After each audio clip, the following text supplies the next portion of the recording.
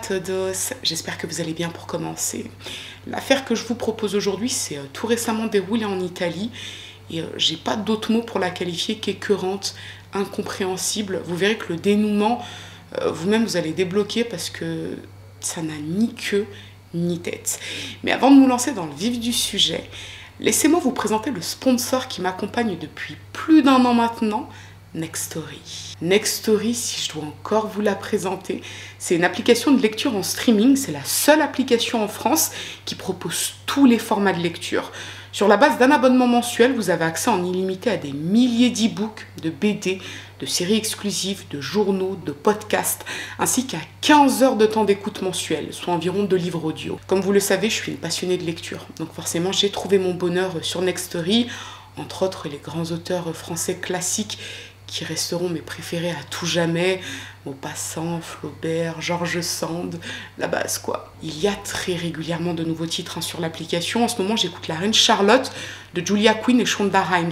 C'est un dérivé des chroniques de Bridgerton sur Netflix, pour ceux qui connaissent. Alors, moi, j'ai jamais regardé les chroniques de Bridgerton, mais je pense que je vais me lancer parce que je trouve que le livre audio...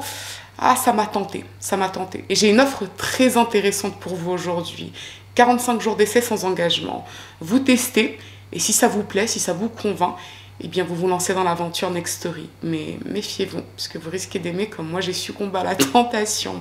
De toute façon, je vais vous mettre toutes les informations dans l'espace information, ainsi que sur l'écran. Là, je pense que vous aurez le lien à ce niveau. Et puis, ce que je vous propose à présent, c'est de cesser les digressions ici et maintenant. Je vous laisse vous installer tranquillement et puis je vous dis à tout de suite.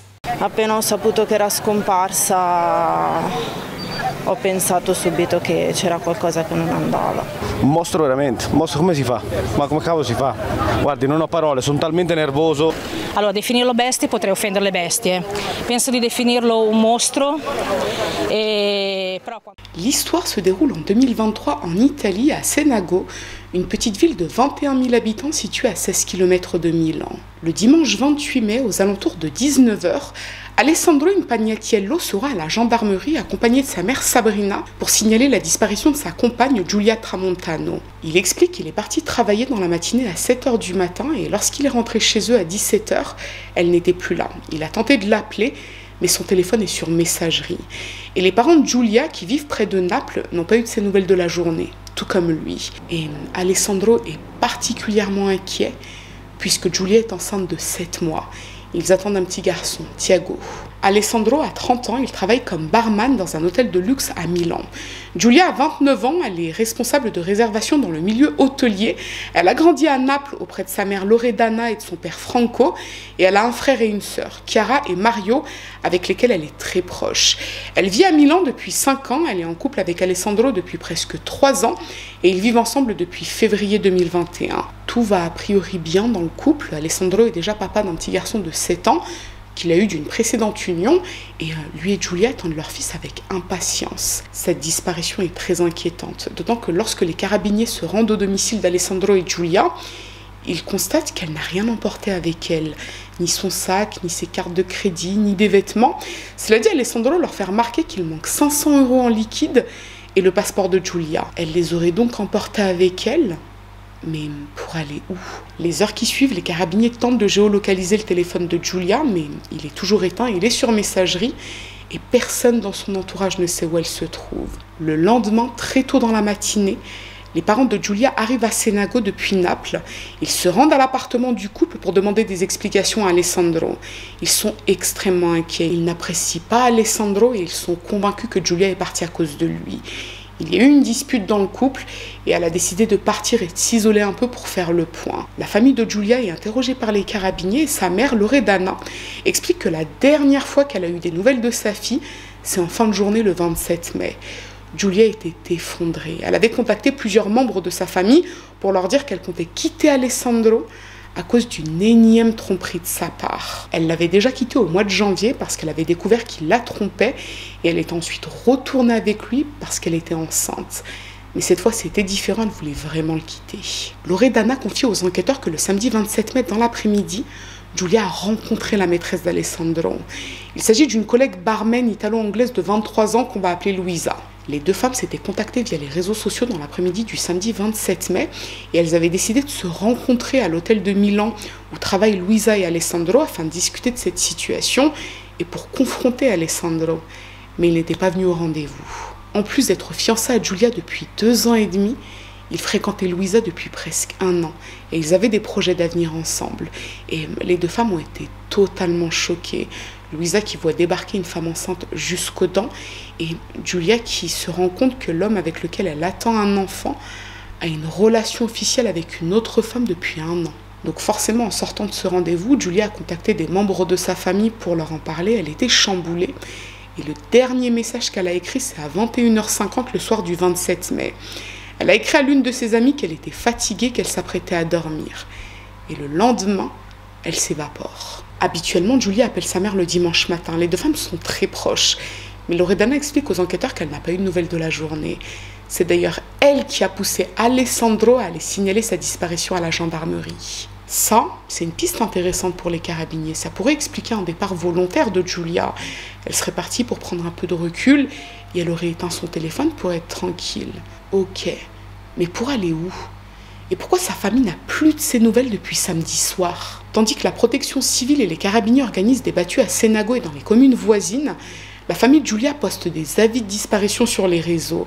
L'affaire devient très rapidement virale dans la presse. Il est quand même question de la disparition soudaine et inexplicable d'une femme enceinte de 7 mois. Certains pensent qu'elle aurait pu tomber dans le canal à proximité de chez elle. Donc les recherches s'intensifient à cet endroit. Le 31 mai, les carabiniers auditionnent Luisa, la collègue d'Alessandro. Et voilà ce qu'elle leur raconte. Elle a rencontré Alessandro sur leur lieu de travail en juin 2022 et à ce moment-là, il était déjà en couple avec Giulia. Mais il lui expliquait qu'ils étaient en pleine séparation. Donc Luisa et Alessandro ont commencé à se fréquenter de façon sérieuse. Pourtant, 2 mois plus tôt, donc en avril, en fouillant le téléphone d'Alessandro, elle est tombée sur une photo d'Alessandro et Giulia en vacances à Ibiza. Et sur cette photo, Giulia était enceinte. Donc elle a demandé à Alessandro ce qu'il en était vraiment. Est-ce qu'il était séparé de Giulia? Est-ce qu'il se foutait de sa gueule en gros? Et là, Alessandro lui a expliqué que pas du tout. En fait, Giulia était bien son ex, il l'avait vraiment quittée, mais elle était psychotique et dépressive. Donc il lui arrivait de la revoir, mais uniquement pour la soutenir, rien de plus.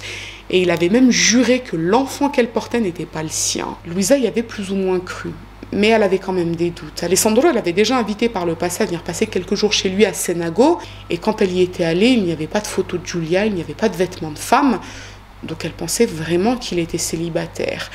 Mais lorsqu'elle est tombée sur cette photo en avril, ça lui a paru quand même assez bizarre. Donc elle a fait des recherches sur internet, sur les réseaux sociaux, et elle a trouvé le profil de Giulia. Elle lui a envoyé un message pour savoir si elle était toujours la copine d'Alessandro ou si c'était une ex relou et insistante.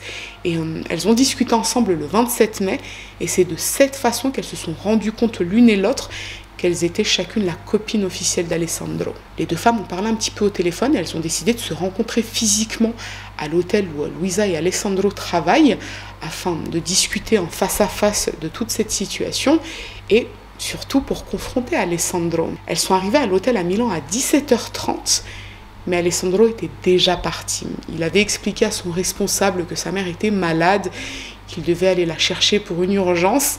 Et il était parti, c'était un mensonge, c'était pour les esquiver. Donc les deux femmes se sont rendues au bar de l'hôtel et elles ont discuté pendant 1 heure de leurs relations respectives. Et elles ont pu mettre certaines choses au clair, certains mensonges qu'Alessandro avait avec l'une et avec l'autre. Chacune pensait jusque-là être la relation officielle d'Alessandro. Giulia est enceinte de 7 mois, elle vit avec lui, les deux familles se connaissent. Mais Luisa a également été enceinte d'Alessandro en janvier, avant que tous les deux ne décident qu'elles mettent un terme à sa grossesse. Elles ont parlé de tous les stratagèmes d'Alessandro pour faire en sorte que l'une et l'autre ne se doutent jamais de leur existence. Il y a par exemple le fait qu'Alessandro partait parfois en week-end avec un ami, et il s'avère qu'en fait il partait avec Luisa. Idem quand il invitait Luisa à passer quelques jours à Senago, donc chez lui et Giulia, il profitait que Giulia parte visiter sa famille à Naples pour vider l'appartement de toutes ses affaires et faire croire à Luisa qu'il vivait tout seul. Voilà, donc les deux femmes se sont rendues compte que depuis 1 an, elles se faisaient berner. Et si Luisa n'était pas tombée sur cette photo de Giulia et Alessandro en vacances à Ibiza, cette mascarade aurait pu durer encore très longtemps. Luisa explique aux enquêteurs que Giulia était profondément chamboulée. Elle voulait rentrer à Senago et quitter définitivement Alessandro.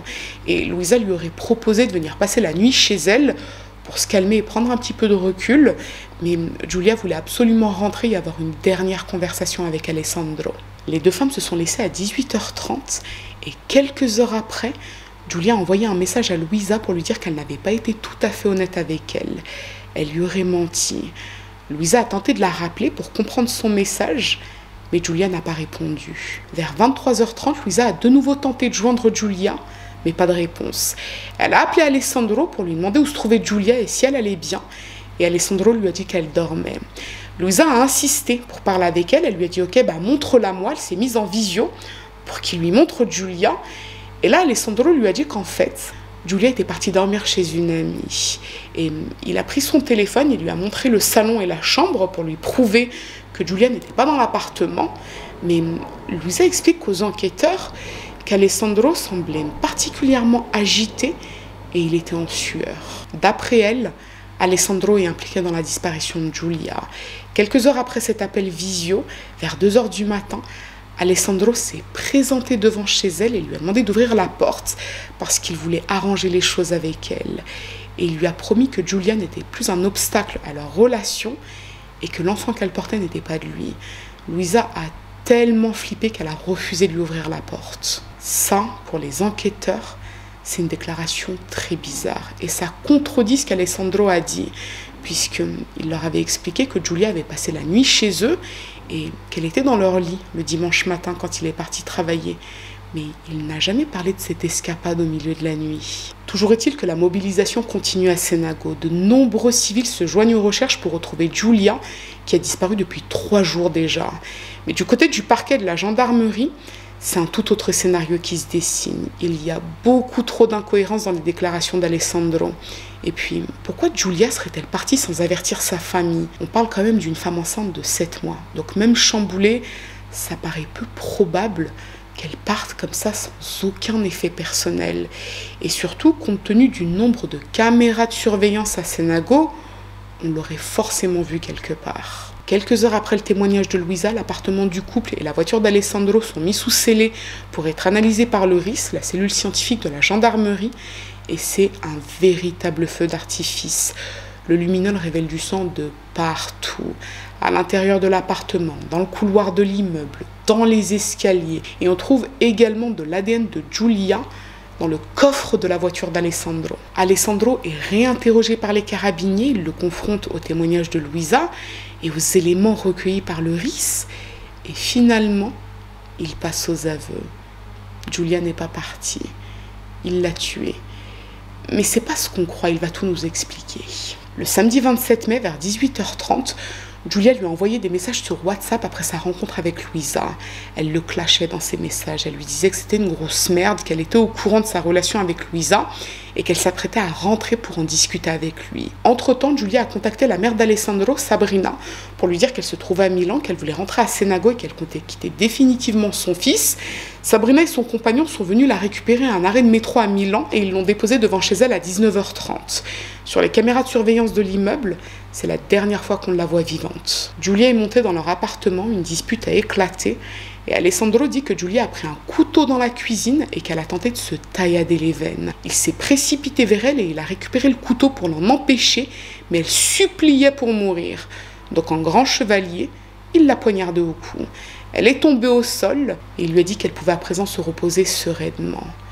Il n'a fait que lui rendre service, le bougre. Alessandro a ensuite transporté le corps dans la baignoire de la salle de bain et il a tenté d'y mettre le feu avec de l'alcool comme accélérant, mais ça n'a pas fonctionné. À 23h, il a transporté le corps de Giulia dans sa cave.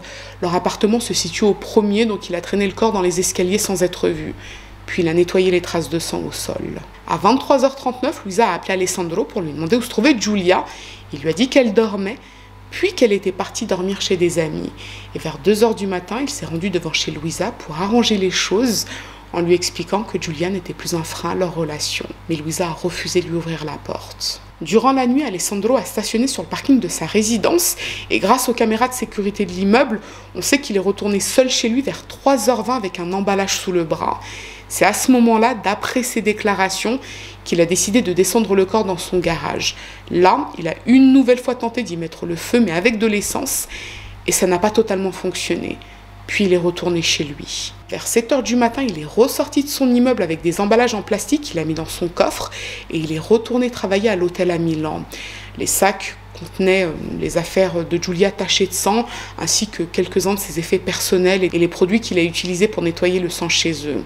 Dans l'après-midi, il a croisé Luisa au travail qui lui a de nouveau demandé où se trouvait Giulia et il lui a répondu qu'il ne savait pas. Il a quitté le travail à 17h et vers 19h, il a demandé à sa mère Sabrina de l'accompagner à la gendarmerie pour signaler la disparition de Giulia, puisque la mère de Giulia lui demandait de signaler sa disparition. Le lendemain, soit le 29 mai, il a déplacé le corps de Giulia du garage à la cave, puis il est parti travailler. Mais l'hôtel a préféré le suspendre en attendant les conclusions de l'enquête. Le 30 mai, vers 7h du matin, il a de nouveau déplacé le corps de Giulia dans le garage et il l'a mis dans sa voiture. Puis il en a profité pour nettoyer encore une fois son appartement. Et il a utilisé sa voiture dans la journée, avec le corps de Giulia dans le coffre. Selon ses déclarations, il a attendu la nuit du 30 au 31 mai pour déposer le corps dans une rue à proximité de chez lui. Voilà ce qu'il se serait passé d'après Alessandro. Vers 1h du matin, dans la nuit du 31 mai au 1er juin, il conduit les carabiniers à la rue Montarosa qui se situe à moins de 700 mètres de chez lui. Et effectivement, on y retrouve le corps de Giulia enroulé dans des sacs plastiques entre des clôtures et des boxes de voitures. Et c'est le choc. Bon, tout le monde se doutait plus ou moins de l'issue de cette histoire, même si, et c'est un point quand même très étrange dans cette affaire, peu de voisins connaissaient l'existence de Giulia. Certains l'avaient déjà croisée dans l'immeuble ou dehors, mais très rarement puisqu'elle travaillait depuis chez elle et on la croisait toujours seule. C'est comme si Alessandro et elle menaient deux vies parallèles. Même au travail d'Alessandro, certains de ses collègues n'étaient pas au courant de l'existence de Giulia ou de sa grossesse, ce qui avait bien sûr facilité sa relation avec Luisa. La famille d'Alessandro connaissait Luisa, bien évidemment, mais les rapports entre la famille d'Alessandro et la famille de Giulia étaient un peu tendus à cause de toutes les tromperies d'Alessandro. Cela dit, la famille d'Alessandro l'a toujours défendu depuis la disparition de Giulia, surtout sa mère Sabrina, qui lui a demandé à plusieurs reprises s'il avait fait du mal à Giulia et il lui avait promis qu'il ne lui avait fait aucun mal. D'ailleurs, les jours qui ont suivi la disparition de Giulia, il a demandé à sa mère de l'accompagner dans un bar à proximité de chez eux pour avoir accès aux images des caméras de surveillance du bar pour voir si on pouvait voir Giulia pour savoir où elle s'était rendue. Donc forcément, Sabrina pensait que son fils était sincère et il avait même continué d'envoyer des textos à Giulia pour lui demander de rentrer à la maison. Il lui disait, écoute, je te demande pardon pour ce que je t'ai fait, je vais changer pour toi, je t'aime, tu es la seule femme à qui j'ai présenté mon fils, donc le fils qu'il a eu d'une précédente union. Il la suppliait de rentrer pour que les journalistes partent de devant chez eux. Donc forcément, Sabrina y avait cru, elle n'aurait pas pensé une seule seconde que son fils puisse lui mentir et mentir aussi ouvertement alors qu'il avait tué Giulia. Sabrina, tu sei la mamma di Alessandro. Purtroppo. Non oso immaginare i familiari di Giulia. No, non lo voglio immaginare. La mamma Loredana è una persona fantastica. Alessandro è un mostro, lo so. Io le chiedo perdono da madre, ma non so cosa fare. Io le chiedo perdono per aver fatto un figlio così. Io le chiedo perdono a tutta la famiglia, l'unica cosa che posso dire. Ma io non ci credo ancora, non ci credo. Hai sempre creduto ad Alessandro? Sì, perché non immagino, lui era molto credibile. Io gli dicevo, Ale, tu mi devi dire qualcosa, Ale. Non ti preoccupare, eravamo io e lui da soli, mi devi dire qualcosa, Ale. Lui mi diceva, no, non ti devo dire niente, dov'è Giulia? E piangeva. Mamma, tu fidati di me, ha detto, voi dovete fidarmi di me, voi dovete fidarmi. Come faccio a non credere? È un mostro e lo ripeterò sempre, lui è un mostro, lui non era così, lui non era così. È sempre stata una persona educata. Lui poi nascondeva, ma noi non lo sapevamo. Alessandro, ti prego, di tutta la verità, ormai non puoi scappare da nulla. Hai rovinato tutti quanti, tutti. Devi dire tutta la verità perché lo meritiamo tutti, Giulia compresa, con Tiago, soprattutto Tiago, tuo figlio, che non vedrai mai più, non ci sarà mai più e non vedrai mai più Giulia perché quello che hai fatto schifo. Sei un mostro, purtroppo sei un mostro. È la verità, è tua mamma che te lo sta dicendo. Sei un mostro. D'après le rapport des médecins légistes, Giulia a reçu une trentaine de coups de couteau, dont 2 mortels au niveau du cou. Elle a été poignardée dans le dos, au visage, à la poitrine, partout, sauf au ventre. Cela dit, à cause des brûlures sur son corps et donc de la dégradation des tissus, les experts n'ont pas pu déterminer si Giulia et le petit Tiago étaient toujours vivants quand Alessandro a tenté de brûler le corps.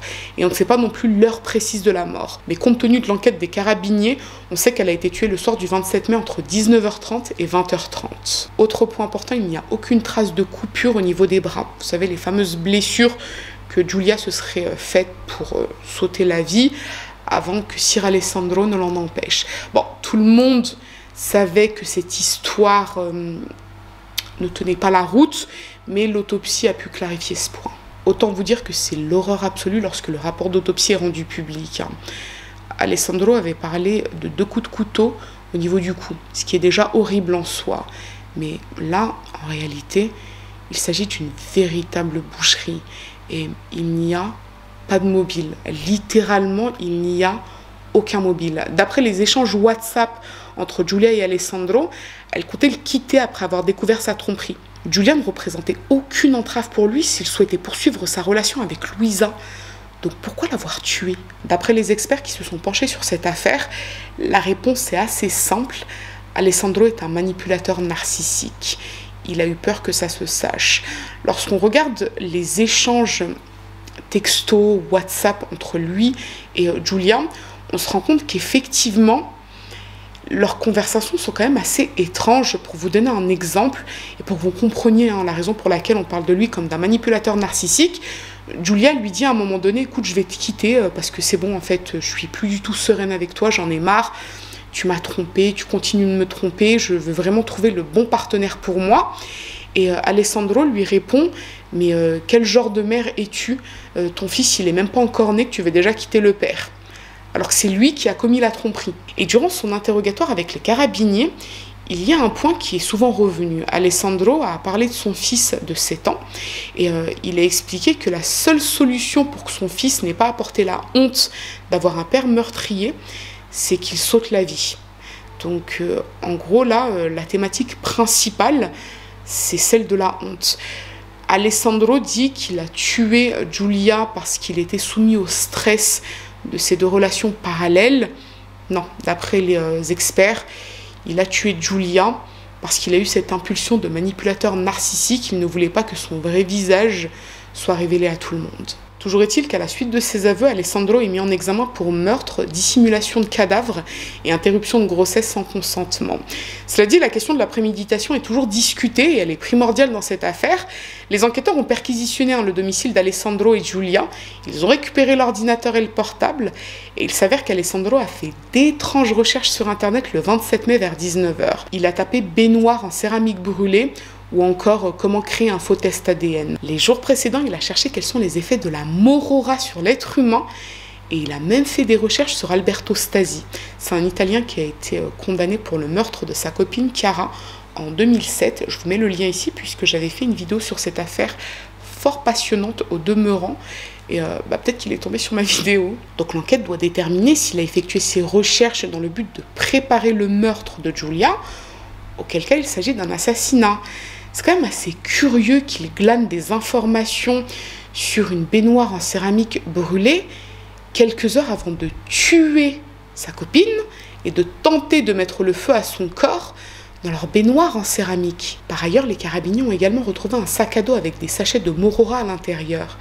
Est-ce qu'il a acheté la morora dans le but de tuer Giulia avant le 27 mai?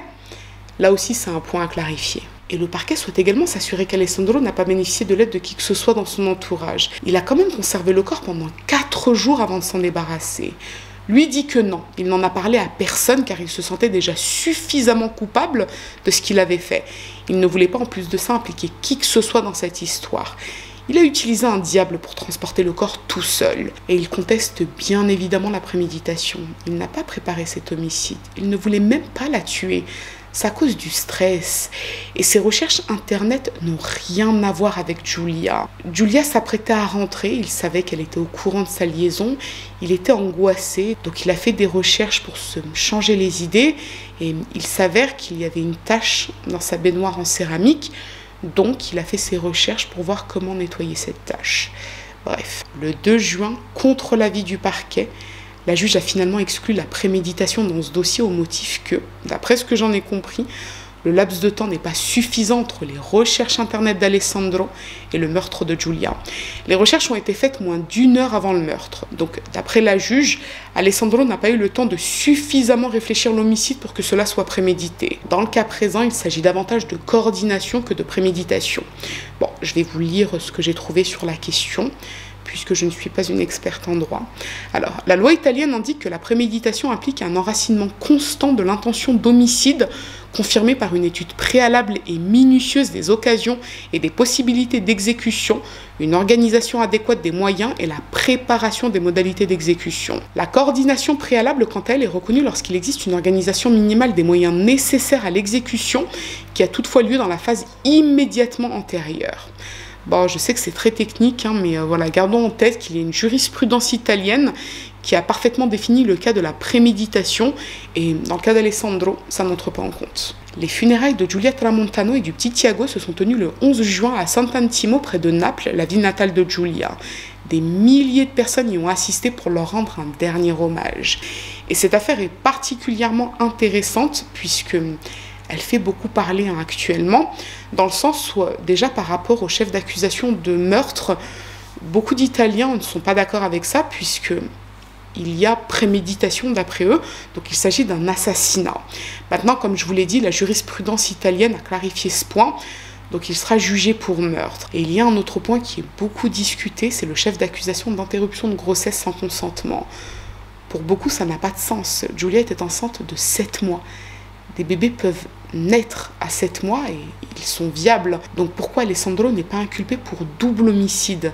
Ça, c'est la grande question que beaucoup d'Italiens se posent. Mais la justice en a décidé autrement. Alessandro sera donc jugé pour meurtre, dissimulation de cadavre et interruption de grossesse sans consentement. L'enquête, à ce jour, n'a pas permis d'impliquer qui que ce soit d'autre. Il n'a été aidé par personne, il a agi tout seul. Et je vous mettrai une mise à jour lorsque le procès aura eu lieu et qu'il y aura le verdict. Voilà tout pour l'histoire de Giulia Tramontano, une femme de 29 ans sur le point de devenir mère, mais brutalement tuée par son compagnon après avoir découvert sa liaison une nuit de mai 2023. Giulia è la figlia di ognuno di noi. È una ragazza dolce, sensibile, ha l'apparenza molto forte come tutte le ragazze di oggi. Confermo quello che ha detto la professoressa. Sembrava una ragazza forte, però in realtà era di una dolcezza infinita.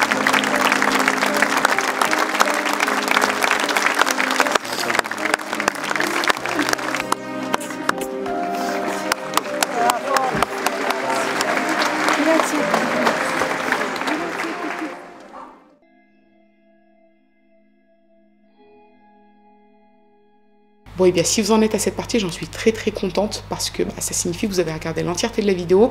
Mais avant toute chose, je tenais à remercier mon sponsor du jour. Mais franchement, ça me fait tellement plaisir en fait de travailler depuis plus d'1 an avec Nextory. En fait, moi j'aime bien, vous savez, les relations suivies. J'aime pas les trucs genre un petit... petite marque comme ci, comme ça, c'est pas mon délire en fait, et j'aime bien vous présenter des produits de qualité, en tout cas ce qui me semble être de qualité, ce qui n'est pas de l'ordre du futile, de l'inutile ou voire de l'arnaque. Donc là je suis hyper contente, j'espère qu'on pourra de nouveau collaborer ensemble à l'avenir avec Nextory. Et voilà, c'était la petite parenthèse émotion, mais vraiment, je vous jure que je suis très contente. Et sinon, pour en revenir à cette affaire, que vous dire si ce n'est que je l'ai trouvée incompréhensible. Genre tout le long de l'écriture de ma trame, J'étais là, je me disais, mais c'est pas possible, il a habité, ce garçon, il n'y a pas d'autre explication. À quelle heure tu tues ta meuf parce qu'elle a découvert que toi, tu la trompes? Ça n'a ni queue, ni tête. Bon, j'ai bien compris l'explication des experts qui ont parlé de manipulateurs narcissiques, mais même avec cette explication-là, je vous jure que je bloque. Parce que, en gros, vraiment, aujourd'hui, on tue vraiment, mais pour n'importe quoi. Je dis pas qu'il y a des raisons de tuer, mais disons que parfois, dans certaines histoires, bon, il y a quand même, on va dire, des choses qui se sont passées au préalable. Mais là, tu tues pas ta meuf parce qu'elle a découvert que tu l'as trompée. Vraiment, ça n'a pas de sens. Lui, je pense qu'il va morfler en prison. Comme je vous l'ai dit, en Italie, les pointeurs, les tueurs de femmes et les tueurs d'enfants, comme en France dans certaines prisons, hein, ils se font démonter par les codétenus. C'est pas ce que je leur souhaite, mais quand on voit des histoires comme ça, on est aveuglé par l'émotion et on n'arrive pas trop à raisonner. Et je me suis fait quand même une réflexion. Je me suis dit, souvent en fait, en tout cas moi, quand j'écris mes trames, quand il est question de victime, je vais souvent penser à la famille de la victime. Je vais beaucoup avoir ce côté, vous savez, oh les pauvres, enfin bref, de l'empathie quoi. Et parfois on oublie la famille des bourreaux. Et quand j'ai vu le documentaire, le reportage de la RAI, je crois que c'est la RAI avec Sabrina, la mère d'Alessandro, qui témoigne, je me suis dit, mais comment elle va vivre avec ça? En fait, c'est pas de sa faute, ça n'a rien à voir avec elle. Mais comme elle le dit, en fait, il les a détruits parce qu'il n'a pas simplement détruit Giulia, Thiago et la famille de Giulia, mais il a également détruit sa propre famille à lui. Il les a marqués au fer rouge, ainsi que son fils. Enfin, c'est hyper, hyper chaud pour eux. Et ouais, comment on peut vivre avec ça? Tuer un bébé dans le ventre de sa mère, tuer sa compagne. Après, bon, certains le vivent mieux que d'autres, on va pas se mentir. Hein. Certains tuent des bébés dans le ventre de leur mère et quelques semaines après, on les retrouve en boîte de nuit. Oui, ok, mais enfin, moi, je parle des êtres humains normaux, là. Comment un être humain normal, il peut vivre avec ça? C'est un truc de ouf. Enfin, bref, je vous avoue que cette histoire, elle m'a... C'était même pas de la peine que je ressentais, c'était encore au-delà, c'était... Je sais pas, j'avais mal, en fait, j'avais une boule au ventre parce que je me disais, mais quel gâchis. Quel gâchis. Enfin, bref, écoutez, je pense que je vais m'arrêter là. Parce que, à mon sens, j'ai déjà beaucoup trop parlé pour dire très très peu de choses qui plus est. Ce que je vous propose, c'est, vous n'hésitez pas à me mettre en barre des commentaires ce que vous avez pensé de cette affaire. Si vous saviez à quel point ça me... Je dirais pas que ça me fait plaisir, mais en tout cas, j'aime bien vous présenter des affaires italiennes et lire parfois dans les commentaires, ah, j'en avais entendu parler, je connaissais, parce que je trouve que c'est bien, en fait, c'est un partage j'aime partager, on va dire ça comme ça. Donc n'hésitez pas à me dire si vous la connaissiez ou pas, ce que vous pensez du diagnostic des experts. Et puis de toute façon, je vous reviendrai avec le procès, le verdict, le rendu du procès quand il aura lieu, si on est toujours de ce monde, n'est-ce pas? Et ce que je vous propose à présent, c'est que si cette affaire vous a intéressé, à défaut de vous avoir plu, n'hésitez pas à mettre un petit j'aime sous la vidéo, mais surtout, n'hésitez pas à vous abonner, c'est encore mieux. Je vous dis à très bientôt.